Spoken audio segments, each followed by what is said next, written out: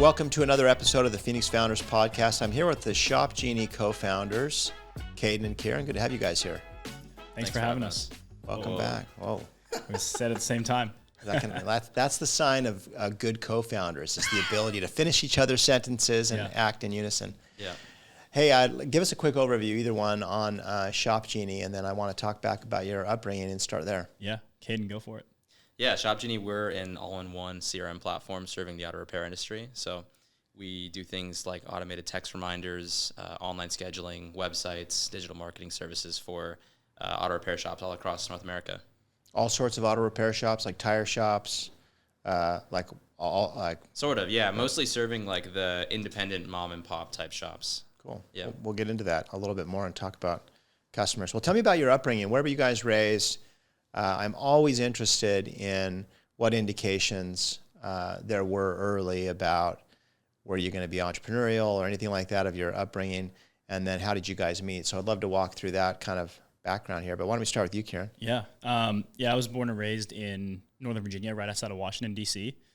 My mother was a German immigrant and went to Harvard for graduate school, and always kind of like the expectation for me growing up was that I was going to be a doctor or a lawyer, and there's really no other option. It was like one of those two things, or you're a failure kind of mentality. And so when I, as the oldest of three siblings, when I grew up to be like a C and D student, my mother was not pleased, and I kind of always knew from a young age that I didn't want to go to college. I didn't want to pursue higher education. I always kind of tinkered with things. So my first side hustle was like flipping sneakers on eBay, and then I started a wedding videography business in like probably sophomore, junior year of high school. And then really the pivotal moment that kind of comes full circle is the summer between my junior and senior year of high school.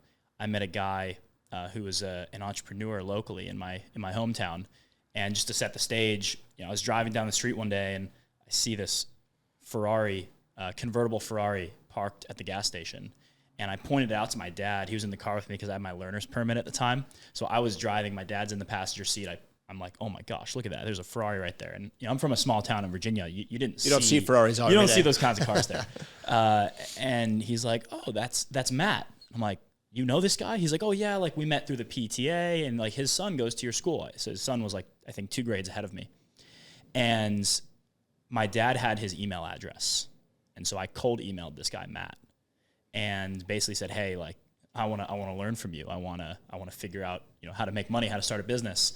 I was 16 at the time. So what I really just wanted was a Ferrari. I didn't really know much else. I've always been a car guy, but come to find out, Matt had sold a chain of auto repair shops, I think 11 auto repair shops for tens of millions of dollars. And was now retired, living at his beach house and driving around his Ferrari.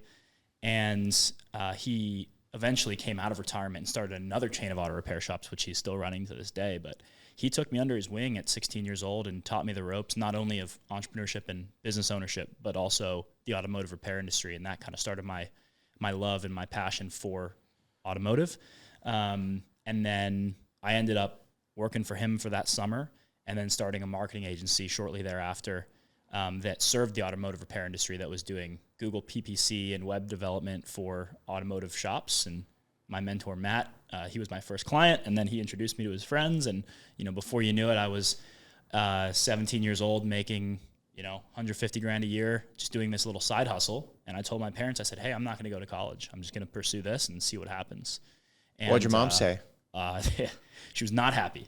There was a lot of very contentious arguments and conversations about that. But eventually they started to see the fruits of my labor, and they started to see that I had something going for me. And that's when I moved out here to Phoenix and kept running that marketing agency. And that's a good little parlay into Cayden's story, because that's actually how we met, was through that marketing agency that I was running. Awesome. I want to hear Cayden's story. One quick question. So what was it about your upbringing? Like, I would say it's probably a little unusual for a 15 or 16-year-old, whatever you were when you were a sophomore, to get the email from your dad, cold email this guy and say, hey, teach me the ropes here. Like, that's that's probably, as far as like closing skills, that's early indication you got closing skills. Yeah. Like, was there, like, what was it about your upbringing, or like that's confidence early? Like, what was it that fostered that confidence or the ability to like reach out to this guy you didn't know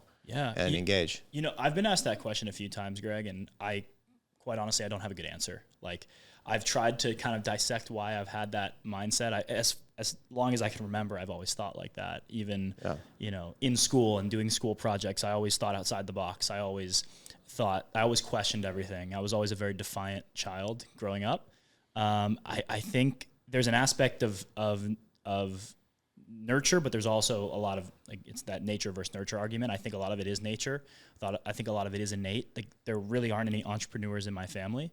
My parents both worked regular jobs, and I grew up in a middle class, like, white picket fence type neighborhood. You know, I definitely wasn't poor by any means. Like, I never had to worry about where my next meal was coming from. But, you know, my dad drove a 9-year-old Honda Accord with 150,000 miles on it, and, you know, I never went anywhere tropical as a kid. Like, we'd go to like Virginia Beach for vacation, like that kind of thing, you know? So it was, I think it's just something that was inside of me. Like, I knew that there was something else. Like, I knew that there was another option in life. I always, when I heard about college and like going to university and going down that route, I always questioned it. I said, you know, is there another way to be successful in life? Is there an alternative route? You're a nonconformist. Yeah, I think that's what it is.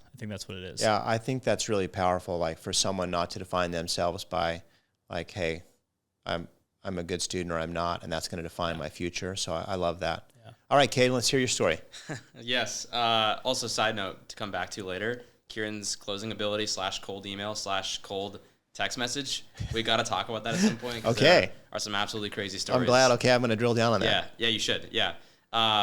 So, okay, origin story. Where were you raised? Yeah, so born and raised just an hour north of LA, California, Ventura County. Yep. And conversely to Kieran, I was a phenomenal student growing up, elementary, middle school, high school. But the kind of what you said, nonconformist, has always been sort of a theme in my life of wanting to please the people around me and kind of follow that path versus like, hey, I know there's this other path that's always been there and is possible, but it's a little fuzzier, it's a little less commonly treaded. And it's kind of been this like constant back and forth in my life that I've become more aware of over the last few years of, wow, like my life really is just trying to figure out, like, do I follow the path that others want from me, or do I kind of just listen to my gut and do my own thing? So great student. You're saying you felt like ongoing conflict between those two things, like personally, like you're trying to, or is that what you're saying? Yeah.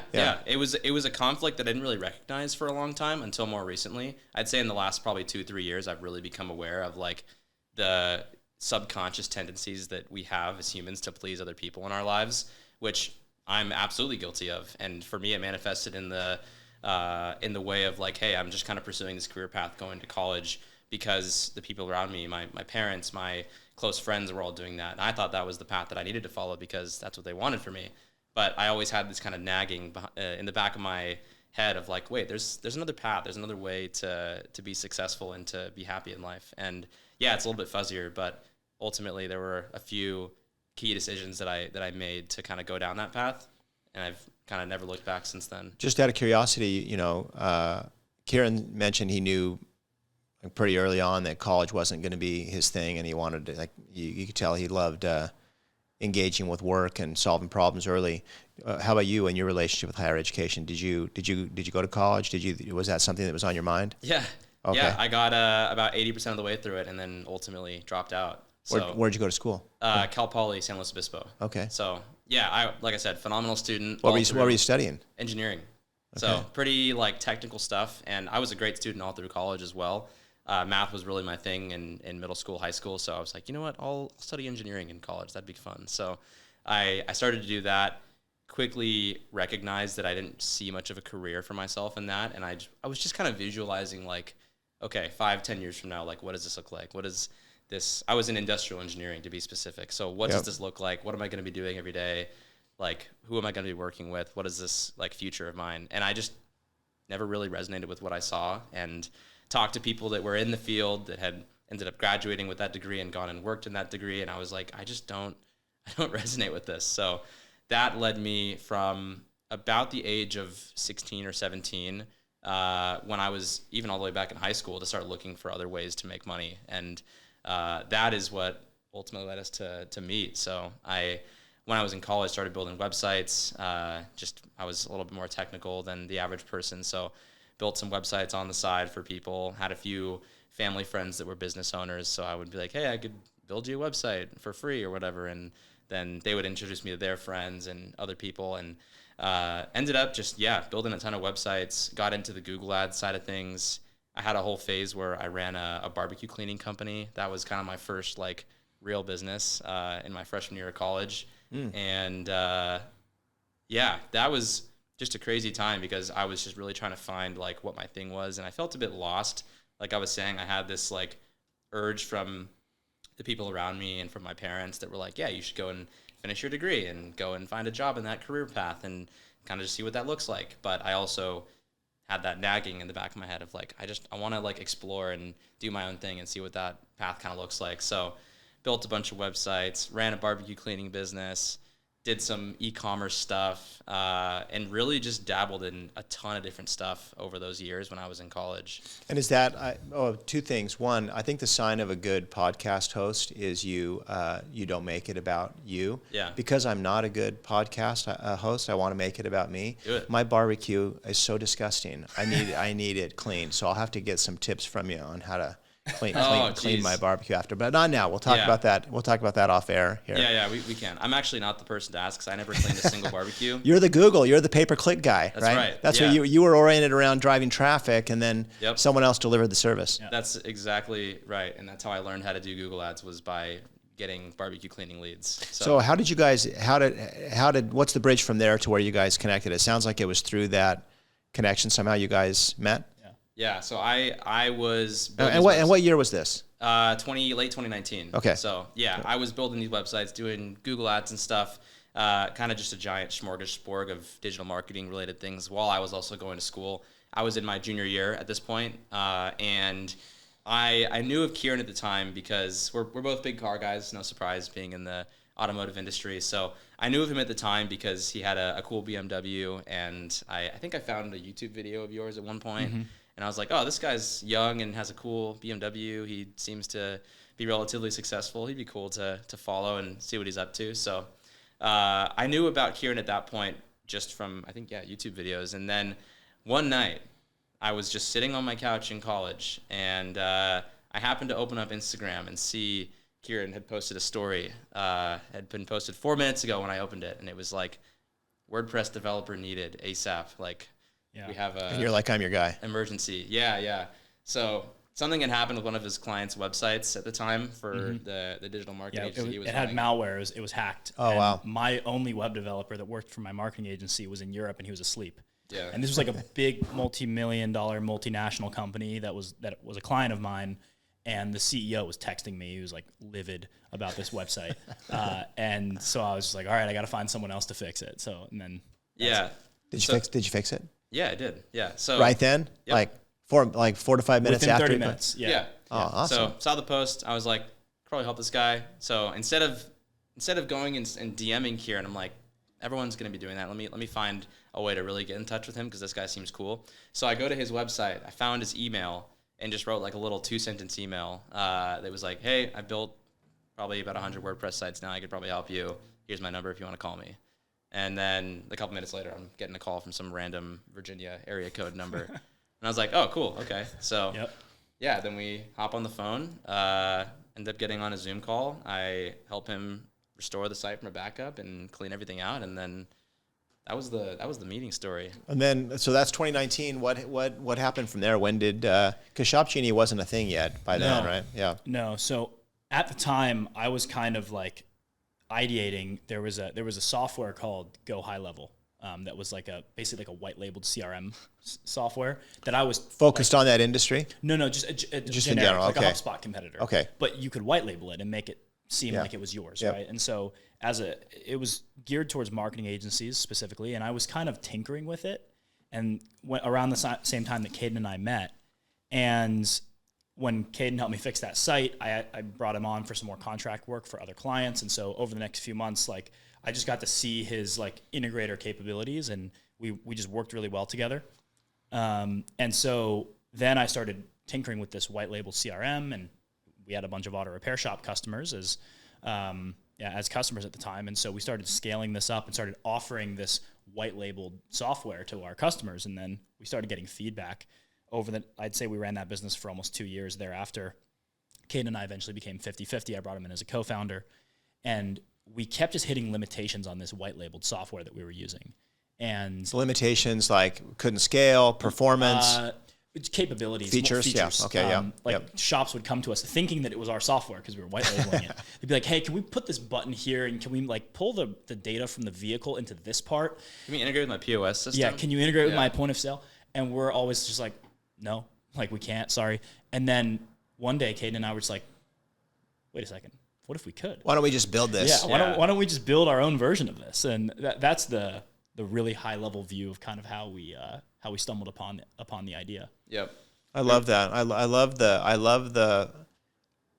the fact that like on one hand, it was like you weren't expecting to build this company. Like it was serendipitous, right? But you also weren't going to let multiple customers keep asking you for the same thing and like let that not turn into a company, right? Yeah. So I love that. I cut you off. Oh, you're good. No, so before we even had the software, we were doing these marketing services and building websites for these repair shop customers, and that was what led us to the software in the first place, which then ultimately led us to Shopgenie, because we'd be doing these marketing services and generating all these leads for these shops, and then they would just come back to us and be like, "Hey, my business isn't growing. Like, I can't keep working with you guys." And we're like, what is going on here? Like, we've gotten you like hundreds and hundreds of leads and people that want to do business with you. And we realized that these guys were just absolutely terrible at managing their lead flow and their pipeline, following up with customers, and just giving them a good experience. Like, sounds crazy, but that's the reality of most of the auto repair industry. Top of the funnel doesn't matter much if you suck at everything else, right? Right. Yeah. And in case any of our customers are watching this, I don't want to be too brutal, but that's correct. Yeah, absolutely. Yeah. Well, I think that's probably a common theme, right? I mean, people want the outcome, but there's a lot of things that are going to lead to the outcome. So this was like 2021 when you started building Shopgenie? Is that what it was? Or? We started writing code in 2021. Yeah, I had a brief stint in product and some background in engineering from my past. And so I had a couple connections at the time that we started leveraging to build out some software. And it was originally prompted from what Kieran was saying. These guys would come to us and be like, "Hey, can we like do this instead of this? Or can we integrate it with our POS system?" Which ultimately it's the biggest full circle thing of all, because it's ultimately what led to us getting acquired. But yeah, we were like, okay, well, this is a pretty big leap and a pretty big investment to just jump in and like build a software. But it was really the only path we were willing to do, is because there's just too many other people that were using this software at the time, and we really wanted to build a solution that would nail it for these guys, because it was just trying to fit a round peg into a square hole. And it was never designed to be a startup. Like, we never thought we'd raise money for it. We never thought it would really turn into anything. We were literally just trying to build a moat around our marketing agency, and we were just trying to make a few things easier for ourselves and for our customers. We were never trying to go out there and build a huge company out of it. So the reason what I love about that, and the reason I think more founders should have that orientation, is a lot of times people think capital raising is a requirement to get started. And I would say almost never those companies work. Like, you have to be building a company. Capital is like maybe fuel in the tank. It's not the car, right? It's not. And so if you don't, fuel's not too valuable if you don't have an engine already built there.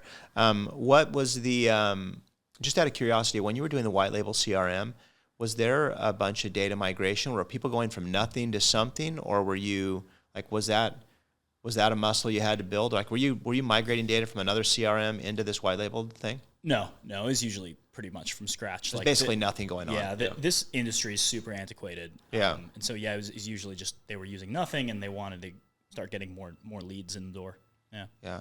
I've heard some people say, it feels like all the good ideas are like taken.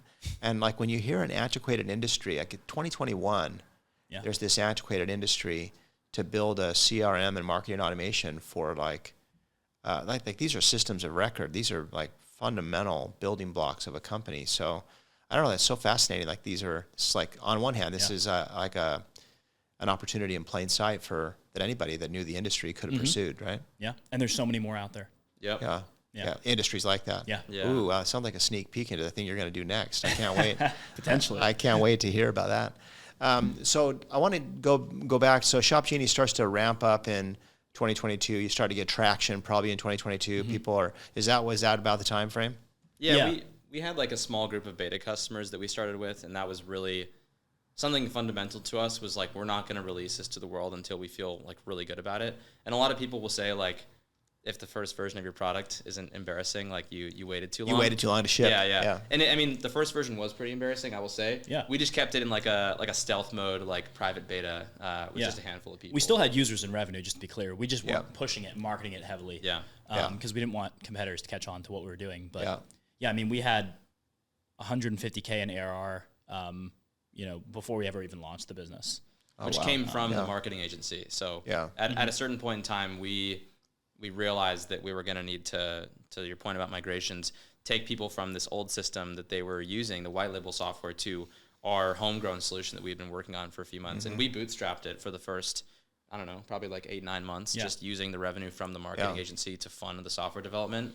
We stopped taking PHX for a while, and we're just kind of like doing our thing and building the software out. And yes, the first version was very embarrassing. Well, I want to talk more about that, but on the one thing I've observed is, and my own company building experiences have followed the same path, but a lot of companies get started where there's a services business that gives you some unique insight into what the customer problems are, and then you realize, hey, I could build a product for these guys, and rather than deliver a service, I could make this a software product. When was it that you knew, hey, there's really something here? Oh, two questions. One, when did you kind of know there's really something here?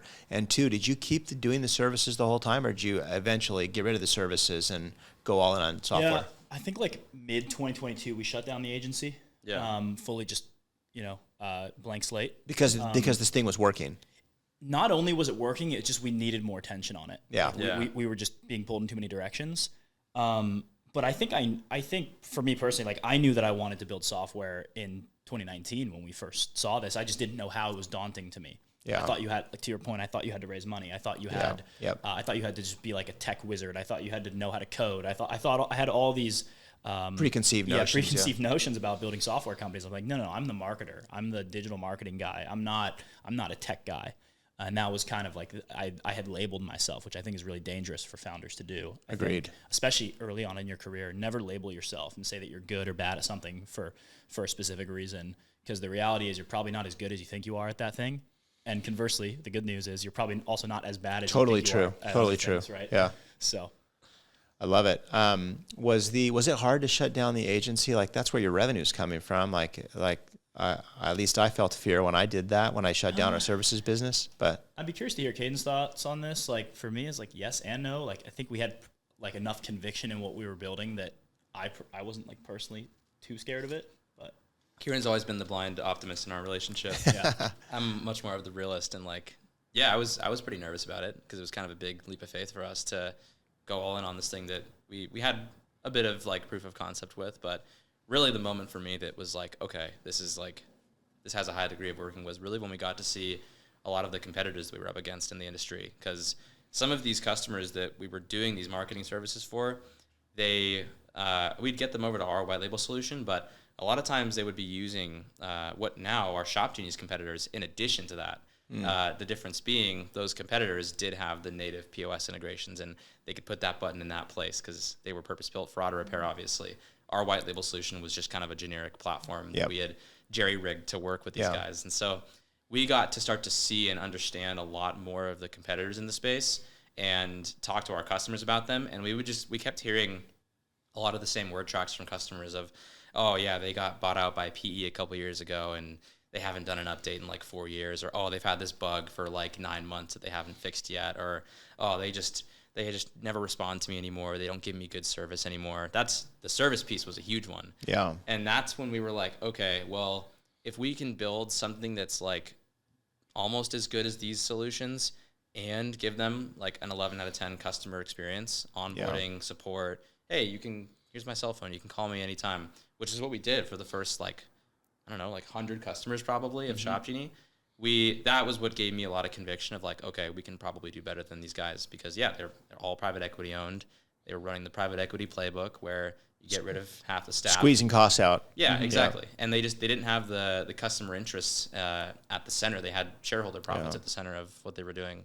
It's so interesting. Like on one hand, you have an antiquated industry, and where there was technology, it was like a lot of times you're saying it was driven by providers that were oriented around neglecting their customers. So you probably have like software that's critical to run my business, but probably low net promoter score, like really low. Yeah. And I'm guessing people like when they experience the Shopgenie like program, not just the software, but like interactions with everybody in the organization, it was like, I love these guys, right? Exactly. Yeah.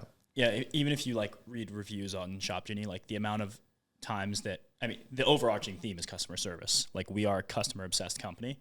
Like our tagline is "We give a shit." Like that's actually our like it's written on the wall in our office. Nice. But like our customer service reps are mentioned by name in a lot of the reviews that shops leave to us, and I think I think that's the missing link for a lot of vertical and B2B SaaS companies is the service, especially in SMB, B2B.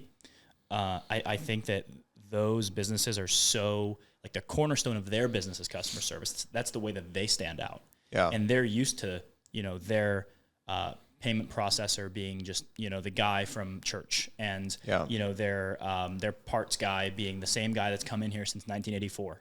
And like that is the type of relationship that they have with all their other vendors. And so if you can build that kind of personable, always available type relationship and go above and beyond for customer service for these guys, you're going to win. I don't have a super strong opinion because I like most things, I think the answer is probably contextual, but I'd be interested in your opinion about like what you just said here. I feel like there's been this trend the last few years of moving a customer service or customer success as a revenue generating function, like under the chief revenue officer, head of sales, which I understand. Like you want to, like net revenue retention, you want to grow these accounts. Like it's a really important part of creating shareholder value.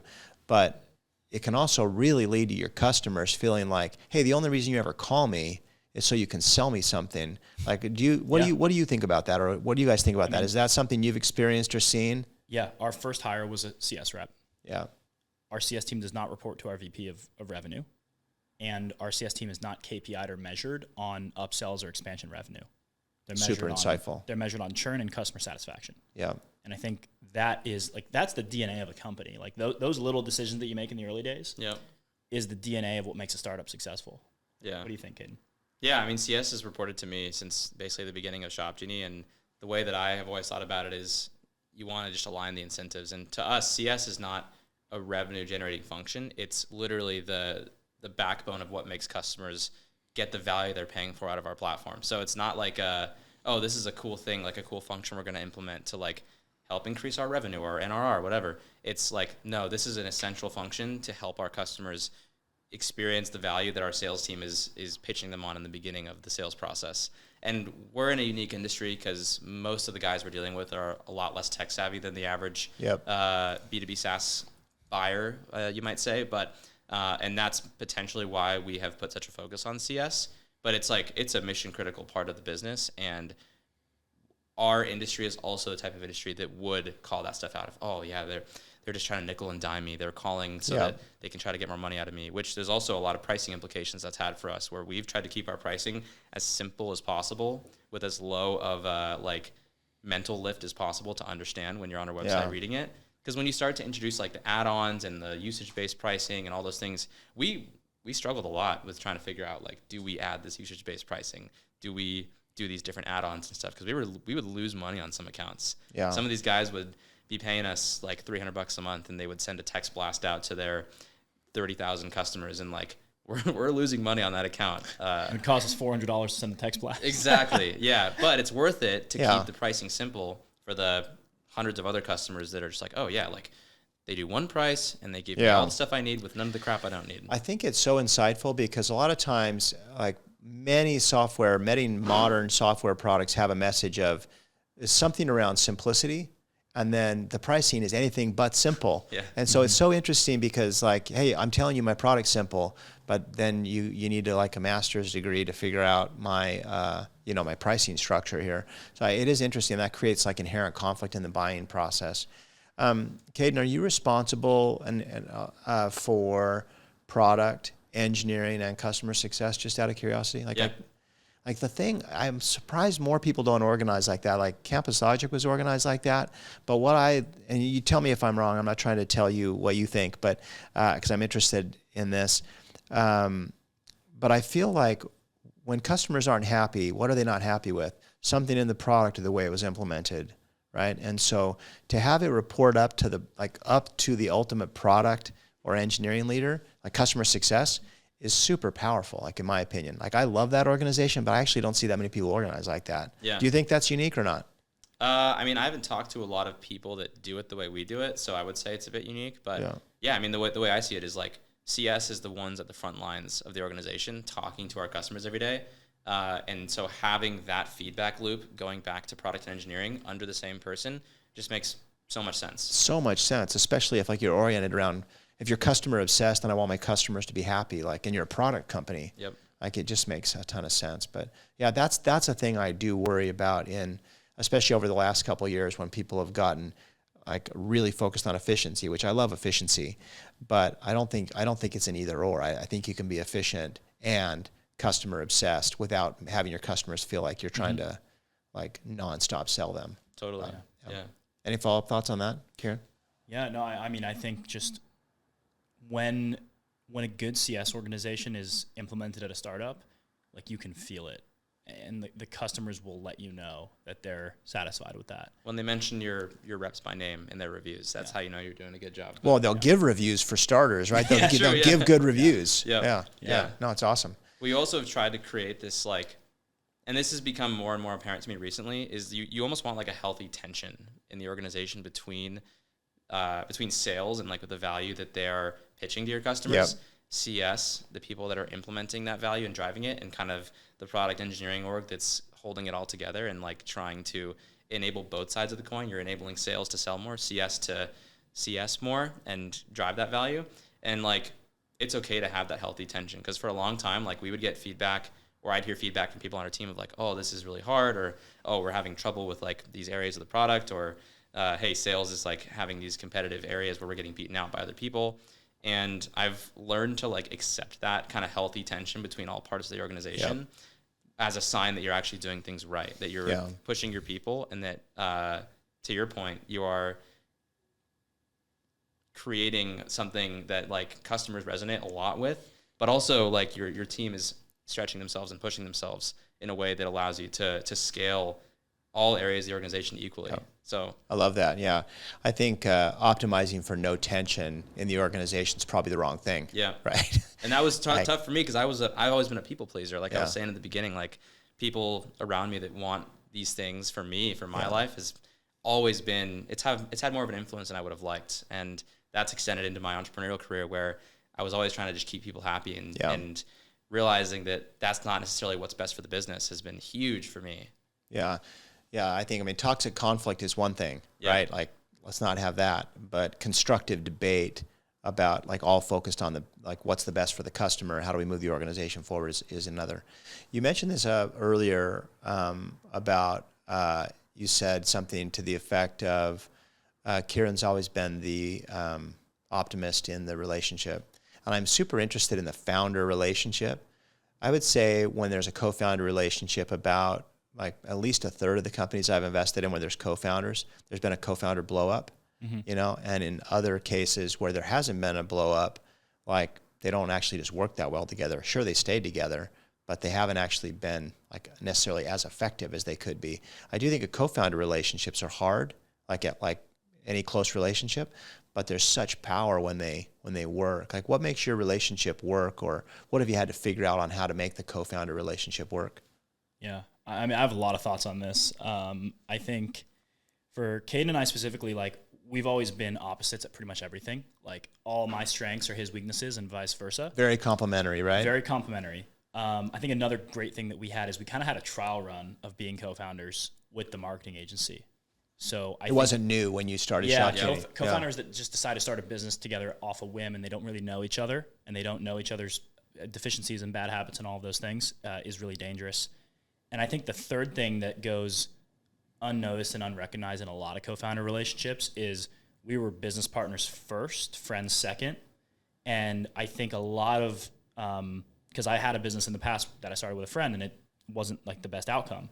And, you know, I'm still friends with that person, but at the end of the day, like when you're friends with somebody and you start a business because you like that person or because you think it'd be fun to start a business with your friend, and you're not considering all the other things that you need to consider when you're starting a business, I think that's where things get dangerous. And so Cayden and I always had a working relationship, and you know, long before we became friends, we were business partners. Yeah. And I think that's one of the things that goes unnoticed, or I think doesn't get talked about enough. Yeah, you mentioned 3 things there. Tell me if I'm summarizing correctly. That I think is really powerful around the co-founder relationship. Complementary skills, previous experience, like eliminate the unknowns, and then prioritize the business relationship over the personal relationship. To like, this is about building it. Is that to get that right? Every time Cayden and I, because like we've had conflicts, we've had disagreements on plenty of things, but I think what we both do a good job at is we put Shopgenie first. Yeah. Like we never let our own egos or our own personal opinions get in the way of any business decision. It's always just like what's best for the business. Yeah. So. Yeah, I just haven't seen effective decision making happen in a company where there hasn't been productive debate. Like there has to be healthy tension. Yeah. Like it has to be. Does that resonate with you guys? Totally. Yeah. We've also lived together as well for the last almost 4 years now. Actually, 4 years as of this month. So that's also added another X factor to it as well. But to Kieran's point, like when we first started working together and when I first moved out here, it was hilarious because we moved in together and I was like, I like barely know this guy. Like we were like working together in this apartment and we would just finish work at the end of the day and then just go back to our rooms and like go to sleep. And it was the funniest thing for a while. And then kind of slowly over time, we developed more of a friendship and I was like, oh, this guy's kind of cool actually. I mean, the good thing about living together too is like it does enable 24/7 work. That's also a bad thing, but it does allow, like, it's highly efficient. Yep. I don't think Shopgenie would have been as successful if we didn't live together. No way. Yeah. No. It was one of the, to your point, of things we did right. I think living together was a great call for the stage of life that Kieran and I were both at, of like, hey, let's just put our heads down and grind on this thing and make it successful. Would have been a lot harder if we were in different states or different, even the same city, but just different areas. I don't want to create conflict like live on the air here, but which one of you is least likely to do his dishes? Oh, I think we're actually pretty even on okay. that. Wow. Okay, I will say, like, we've had plenty of debates in a work context, in a like with Shopgenie as co-founders, but we don't really have a ton of arguments on a personal level. Apartment cleanliness is very high on the priority list for both of us. So yeah. Which is like, I've had feedback of like everyone that comes in like, dang, this is like 2 guys living here? Like, that's crazy. Like, what? Okay. But I thought I was going to get a gotcha there, but I didn't get one. No, but go ahead, Cayden. The other thing I was going to say too on like the collaborative nature of our relationship, and I've sort of, this is another thing I've reflected on more recently and realized is like, you know, like the yin yang, like the symbol where you have like the 2 halves kind of connected and you have the little dots. There's the dots of the black and the white on either side of it. And I've realized that this might sound crazy, but that's a really good heuristic for Kieran and I's relationship, because we're very complementary. Kieran is the visionary, I'm the integrator. He is the sales marketing kind of engine of the business, and I am everything behind the scenes that makes it happen, product engineering, CS, like we talked about. But there's also like the dots of the black and the white. There's these areas and these specific places where I've found Kieran can actually add so much value on the product side when I kind of loop him in at the right spots. And conversely, let me know if you disagree, but like there's been places where on the marketing front, there's been places where Kieran's looped me in, and we've had a very like disproportionately successful webinar or like marketing push. Our summer release was your idea. We did a 90-minute webinar that generated $1 million in ARR. Oh wow! In like a day. Yeah. We'll talk about that, but that was all Cayden's idea, and it was purely marketing. Like, it wasn't something that I came up with, even though I'm the marketing guy that does most of the other marketing for the business. So. And there's also so many like product decisions where I'm like, that was one of the best decisions we made on the product side that came just from Kieran, like, oh, like that'd be a cool idea. And I'm like, wait, tell me more about that. Yeah, it's interesting because you have to have areas of responsibility, otherwise your relationship wouldn't be complementary. Yep. And at the same time, the boundaries have to be a little bit soft, like what you're saying. Like you have to be able to permeate each other's world to have like constructive influence on like product having influence on go-to-market and go-to-market having influence on product. Like that's really insightful. I think another thing is like, if it's something in your domain, then you kind of win by default. Like if Cayden has a disagreement on sales or go-to-market, like I'll hear him out. We'll have a debate on it, but ultimately it's my call, and vice versa. Like if I have input on the product or the engineering decisions that we're making as a company, I'll let my dissatisfaction be known, and we'll have a debate on it. But ultimately, it's Cayden's call, and we just have to accept that, because if we don't accept it, then the opposite becomes true as well, and then you're at a stalemate. Yeah, and it creates resentment too, which is never healthy. Yeah, like you need veto power. You need, it's like the branches of government. Like you need checks something. and balances. Yeah. I totally agree with that. Like you have to, like people need to be heard, and the input has to be considered. Yeah. And we need to be willing to be throttled. Like I've had that experience too. Like I had a lot of product opinion in my own journey, but like I needed to be throttled. Like it was regularly the wrong time to build what I wanted to build. Right. And like, so I was happy to be throttled. We were just talking today about a feature that I asked for like almost 2 years ago that still's not built in the product. And I was like, I wanted to build a jetpack 2 years ago, and it's still not built.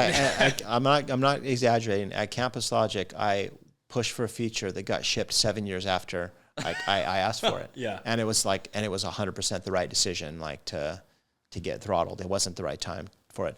Oh, I do want to talk about this campaign, like the generated $1 million in ARR, but I want to do this in the context of like the growth profile, like 23 and through 24. Like it's been a phenomenal 24 months, right? Yeah. I mean, it's like it whirlwind. has, So I'd love to like walk through whatever you want to share on growth rate, like rooftops, ARR growth, like campaigns that were effective, things you learned along the lines. I think there's so much learning around in a high growth startup that like the last 24 months you could probably share. Yeah. It's, I guess, to give some benchmarks. So January 2023, we had a beta program. We're doing about 150K in ARR. I think we had 25 rooftops, maybe 20 to 25 rooftops. We were adding like a couple a month just into the beta program. And then we kind of froze it. Like we didn't really want to grow it too much. We just wanted to continue those feedback loops with existing customers. And so we launched the business then 5 months later in June. So June 15th, 2023 is when we launched Shopgenie officially to the world. And we had an MVP that was being used by a couple dozen shops. They liked it. And we had enough proof of concept to feel confident with our launch. And one of the things, just to set the stage quickly, like we did a lot of really crazy guerrilla marketing in the early days. So we had a Facebook group that we owned that we started in 2022 that had probably 1,500 members when we started it. And then now today, fast forward, it's got 10,000 members, and it's actually the largest online community of auto repair shop owners anywhere on the internet. And this is probably the number one place these people are, right? Yes. They're not on LinkedIn. They're not on Insta. Like this is where they are. They're only on Facebook. They're not on any other platform. Yeah. And so we kind of controlled a lot of eyeballs there, which was great. So that helped with our launch. And then another thing we did pre-launch is we formed partnerships and referral agreements with some of the largest point of sale systems, one of which eventually acquired us a couple of years later. But yeah, we formed partnerships with a couple of the largest POS systems that we integrated with. And we were able to do that via, just cold outreach, just reaching out to the executive team, the product team, cold emails. Yeah, just getting on the phone with these guys, say, hey, we're about to build the next big thing in this industry. Can we please have API access? And that's how we did it. And so anyway, fast forward to June of 2023, we launched the business. We do a big press release with a bunch of industry newsletters. We post in our Facebook group, and it was like the gunshot had gone off. Like that was the starting line. So we went from 150K ARR to $1 million in ARR in just over 100 days. I think it was like 102 days from 150 to 1 million. And then that's right around the time we raised our Series A. That's when we had a meeting. And we went from 1 million to 2 million by January of this year. So January of 2024, we were right around 2 million in ARR.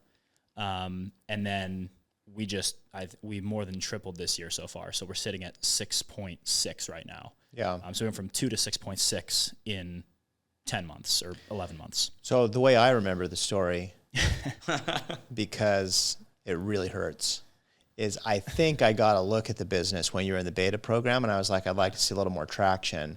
And then candidly, I just didn't follow up. Like it was a bad move on the venture side. That's what maybe I'm not remembering correctly. And then you got this phenomenal Series A investor, OpenView, to come in. They're the OG of like B2B SaaS investors.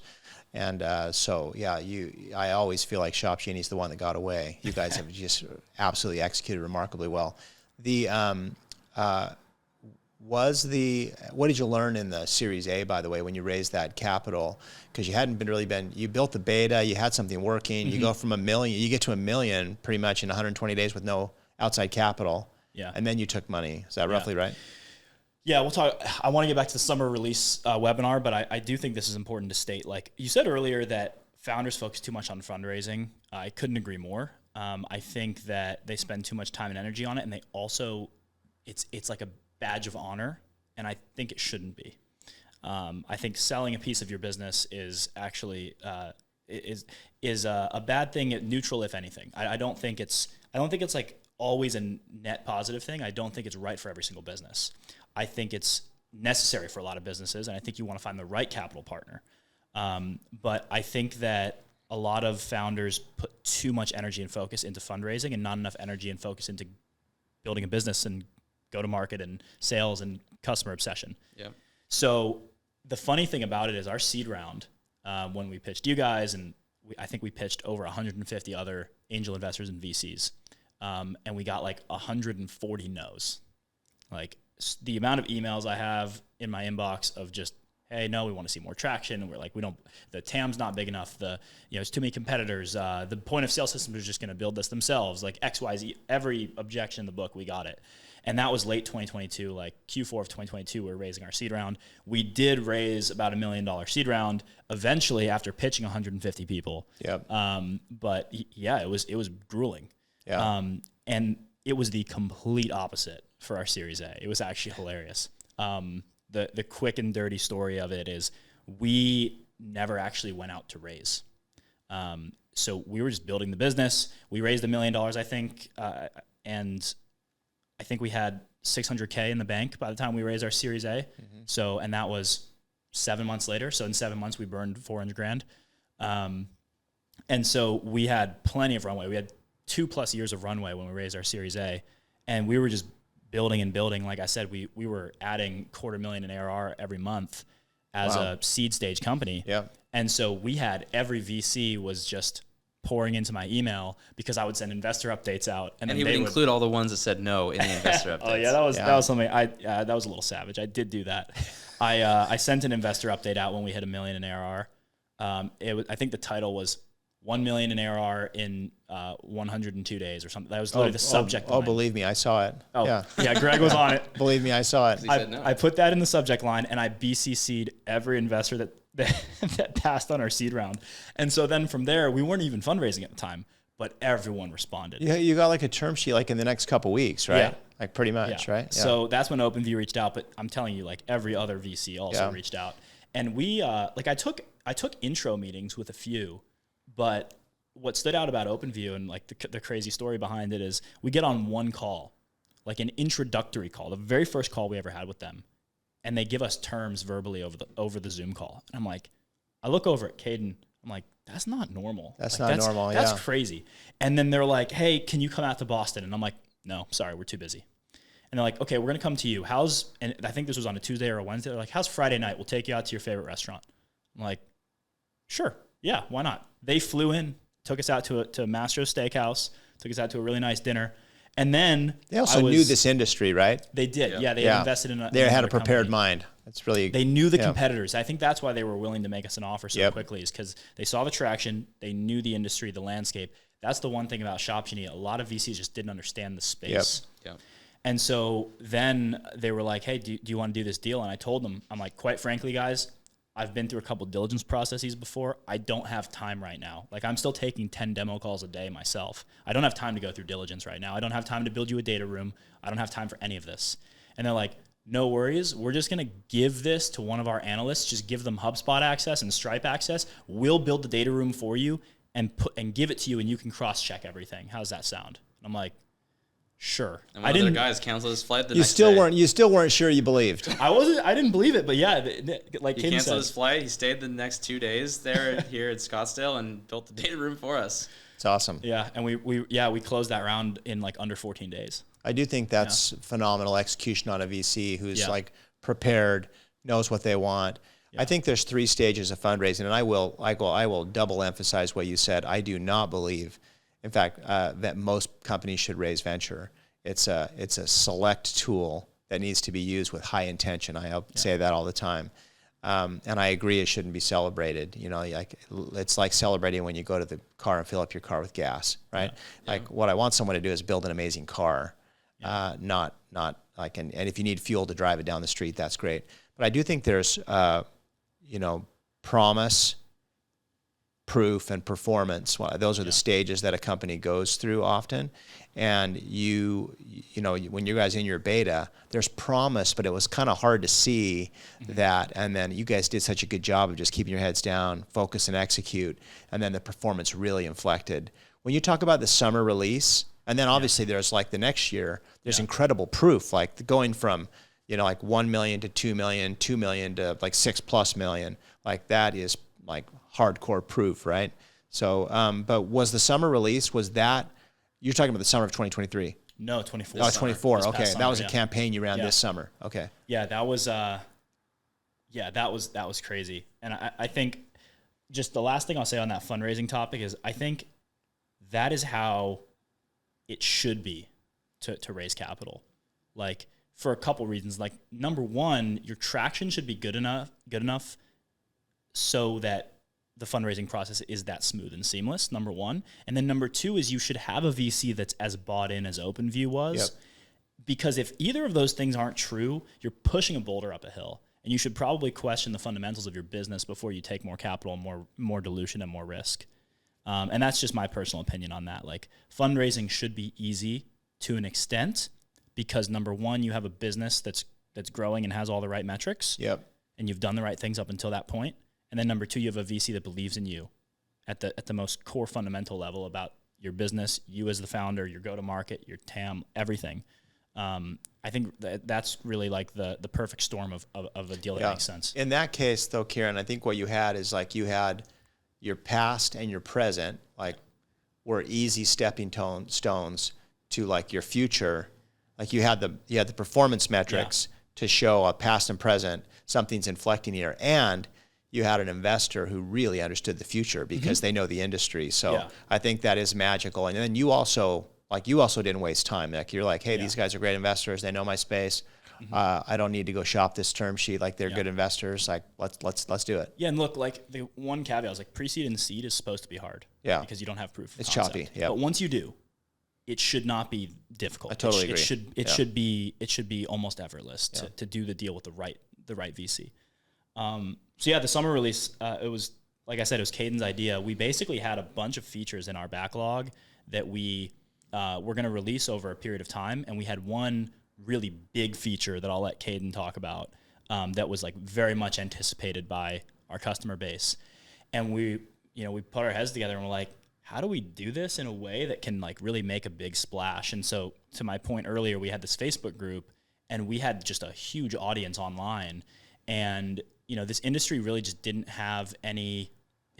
It's very antiquated. Like nobody had ever done something like this before, like a proper live event where we launch a new product and a bunch of new features, like an Apple keynote almost. Yep. And Steve Jobs has always been one of my inspirations, and I wanted to do something like that, selfishly for my own ego, but also because I thought that it could generate revenue for the business. And so when Cayden brought me the idea, I was like, yeah, this is genius. Let's do it this way. And so for a couple months, we basically just didn't release a few of these features that we would have otherwise just done rolling releases with, which was very unlike us because we usually just launch things right away as soon as they're ready. Multiple updates per day. Yeah. But we stopped. So we started holding back from our customers. We're like, we're not going to give you this yet. And we put a slide deck together and we just put this really intricate marketing flywheel in place. And we ended up getting, I think, 1,200 auto repair shop owners registered for the webinar. Most of them were existing customers, but that didn't matter because we had an upsell opportunity. And then probably a few hundred of them were net new customers.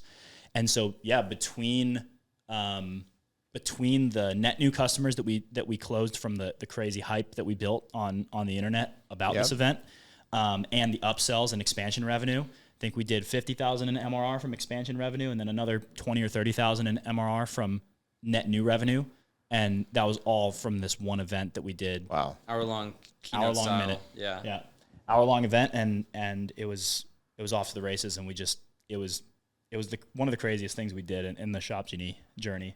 I can't even take credit for it, though. David Sachs actually was the one that had this idea. He has a great article called The Cayden that talks about these like kind of keynote style, like lightning strike releases. Yeah. And I read that and I was like, this would resonate so much with our shop owners that are like all about the hype and the exciting things coming.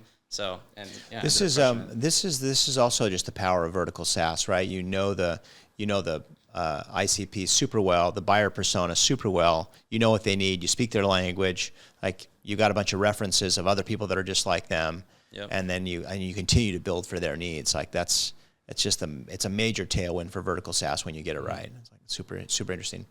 Can we move into the kind of acquisition? Like that got announced a couple months ago, I guess now. Yeah. So the fun fact actually about that is we were, I think we were maybe a week away from receiving our term sheet when we did our summer release. And I can't help but feel like it was kind of the nail in the coffin. Oh, like for sure. It was the acquiring company was like, all right, this is the right choice. Yeah. Because like right after the summer release is when we received that term sheet. Yeah. Good news in the middle of a fundraise or in the middle of a transaction like that is like magic, right? Yeah. And it was just, we received the term sheet and then revenue was just cranking, going crazy. Yeah. And that's one of the scariest things I think going through an acquisition is like churn increasing or revenue decreasing or growth decreasing. That can kill a deal. Yeah. Right. And so we wanted to do everything we could to defend that. And luckily revenue just kept growing.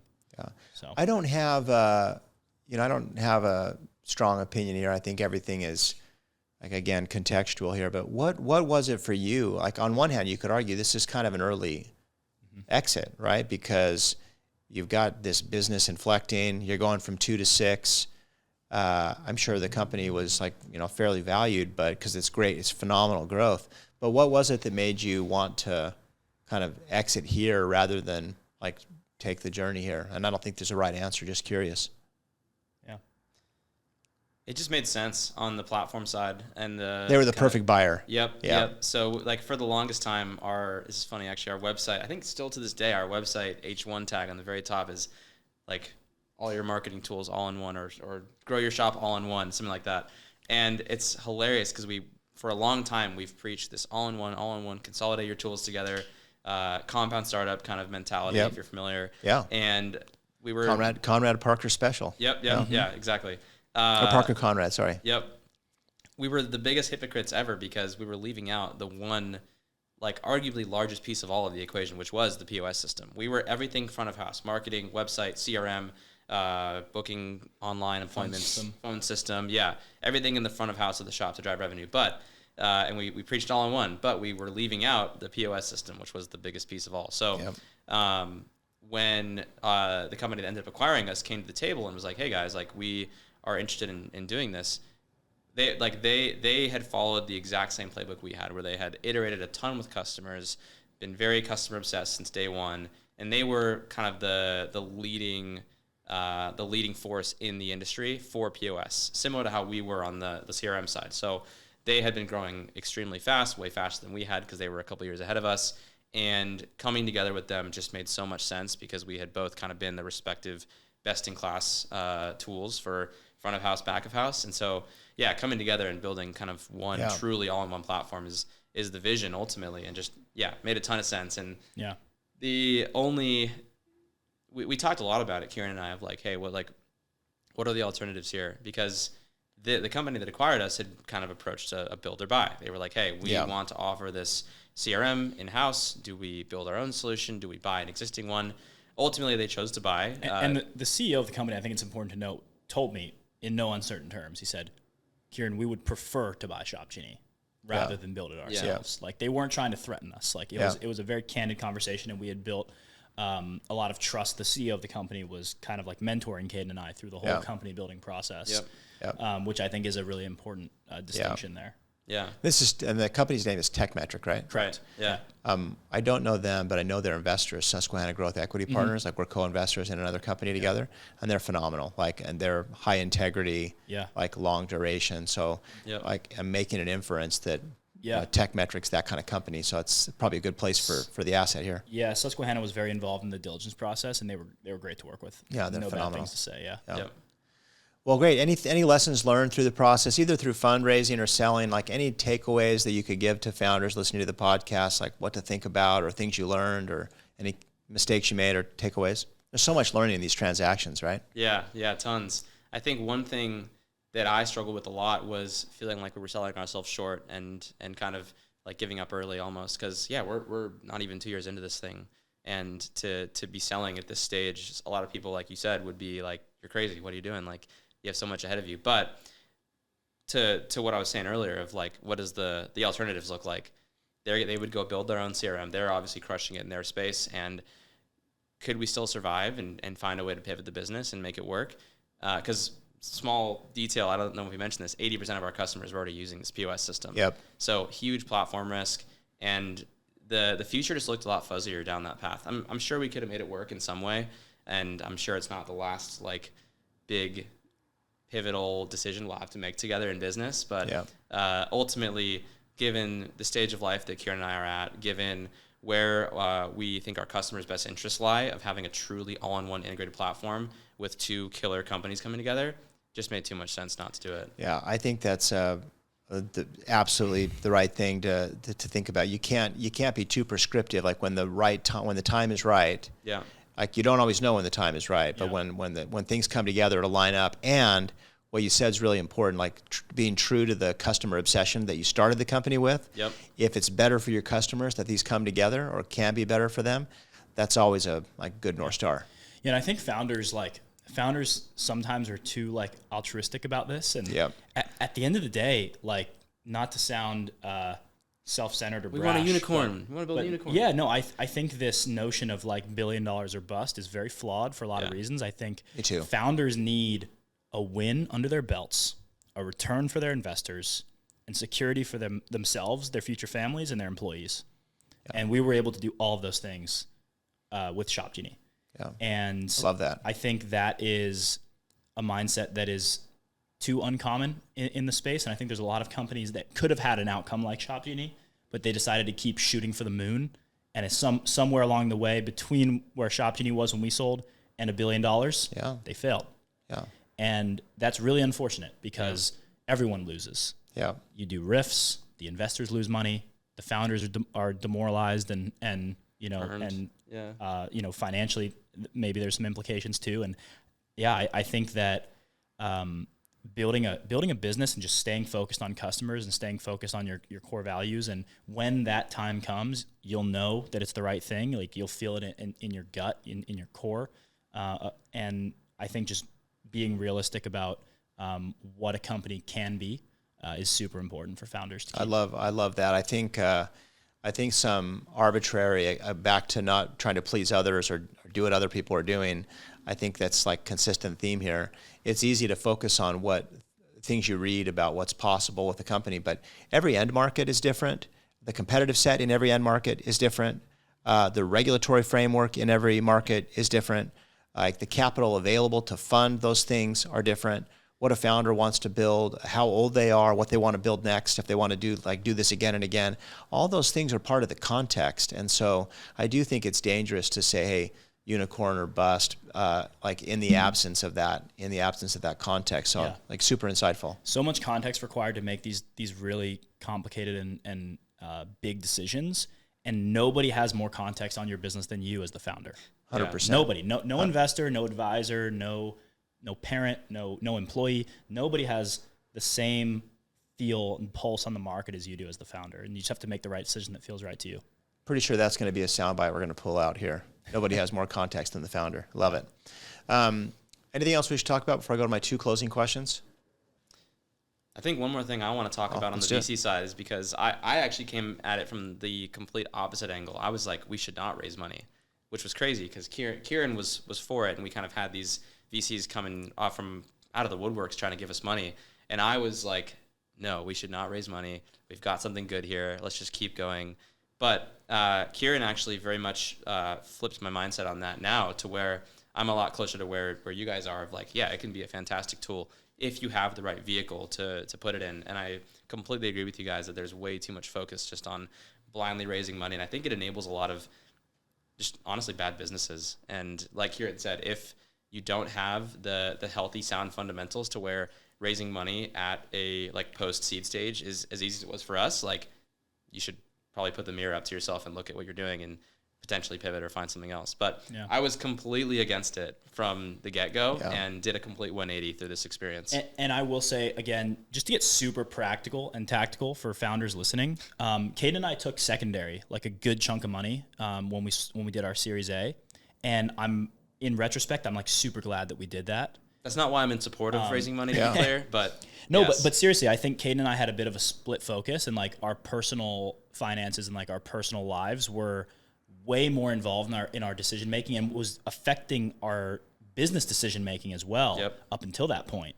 And when we took some secondary and we were able to give ourselves financial, not freedom, but security through that process, I felt for me, and I don't want to speak for Cayden, but like even for me, I felt like I could just wake up every day and just think about Shopgenie for 12 hours straight. I didn't have to think about anything else. My rent was paid for, my bills were paid, everything was good.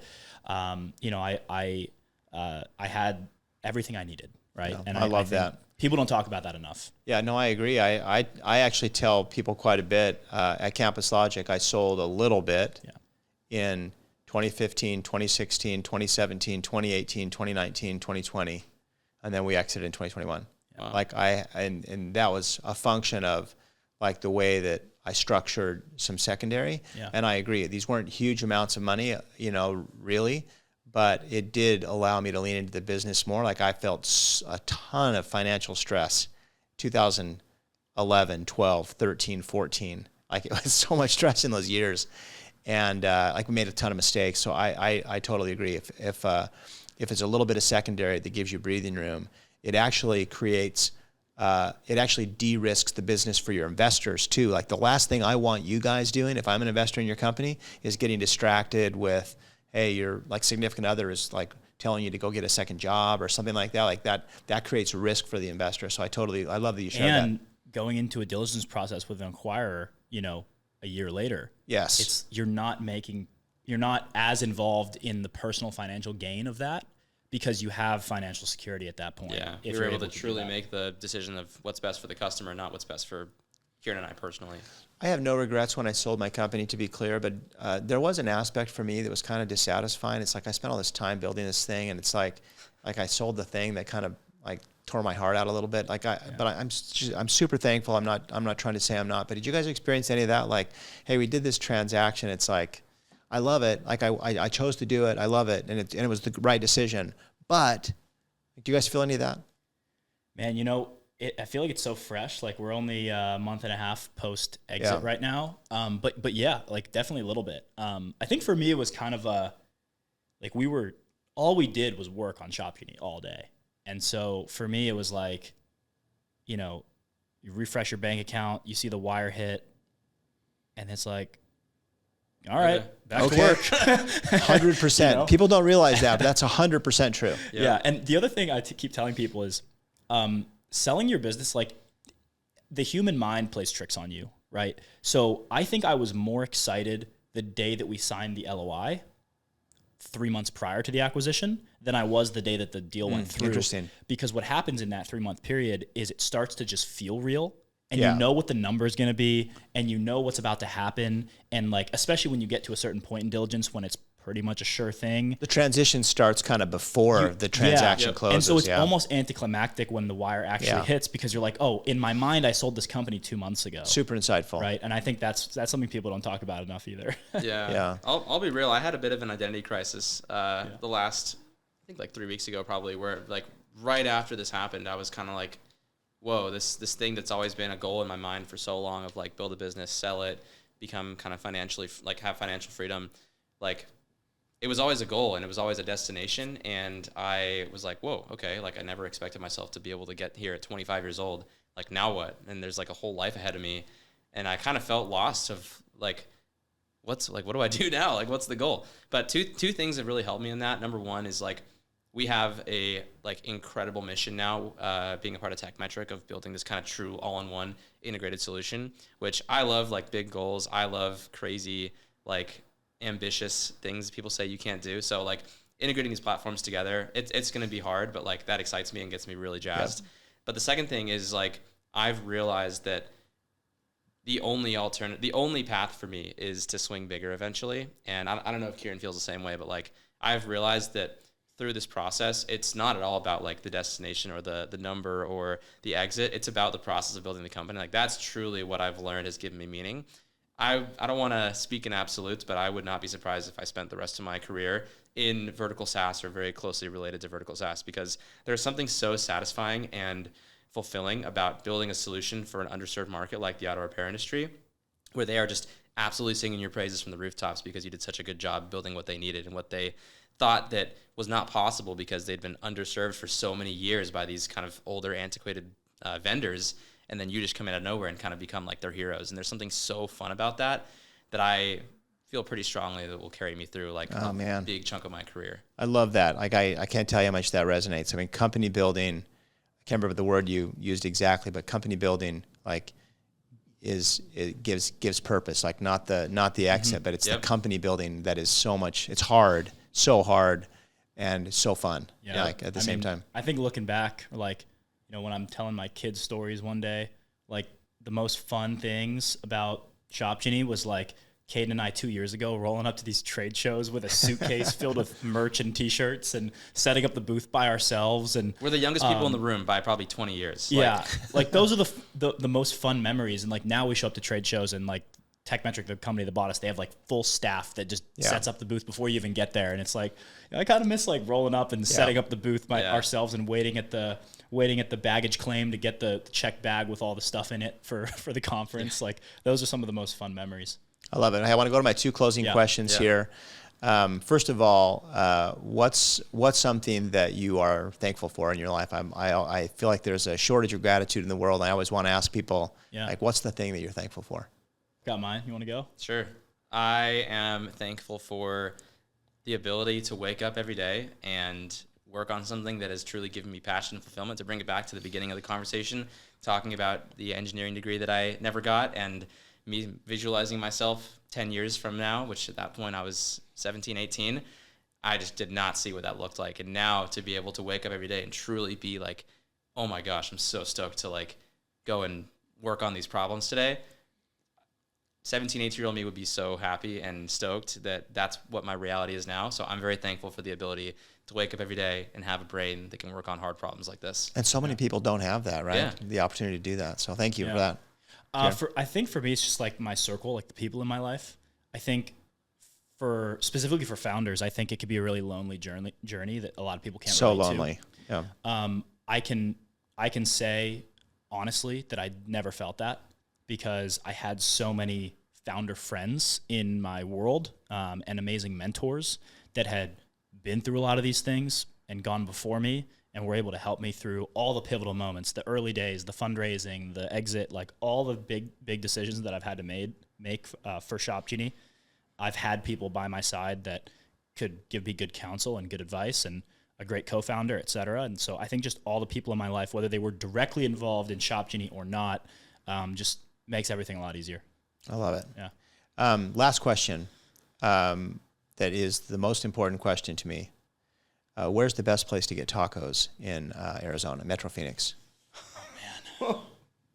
You guys clearly don't eat as many tacos as I do, but if I'm in your Virginia family and I roll up to Arizona and I say, hey, Kieran, I need you to take me to some good Mexican food, like where do you take me? You know what? There's a place in Old Town, but I cannot remember the name. It's like a little shack right in Old Town near all the bars that has the best tacos. And I can't for the life of me remember the name. Maybe I'll have Tacos El Gordo? Yes, okay. That's the one. Okay. I think Tacos El Gordo. That's not my favorite. That's my favorite. That's my favorite. He knew the name. Okay, I'm going to put it on the list here. I haven't been there. I got to go there. Yeah. Tacos El Gordo. Okay, in Old Town Scottsdale. Yeah. Yep. Sol Cucina, Scottsdale Quarter. Okay. First place I went when I moved here, and it has a special place in my heart because of that, but it's also phenomenal Mexican food. Yeah. All right. Yeah. All right. Well, I'm curating a list. The whole reason I do this podcast is to curate a list of the best Mexican food in Arizona. So That makes sense. Yeah. hey guys, thank you so much for being on the podcast, and congrats with all of the success at Shopgenie. My one ask here in closing is I got to get a check into the next company you guys start here. So like, if there's any way that I can, be more mentally prepared to do this, I got to work on that. But congrats on all the success, and thanks so much for being part of what we're building here in Phoenix. Thanks for having us, Greg. Thank you. Thank you.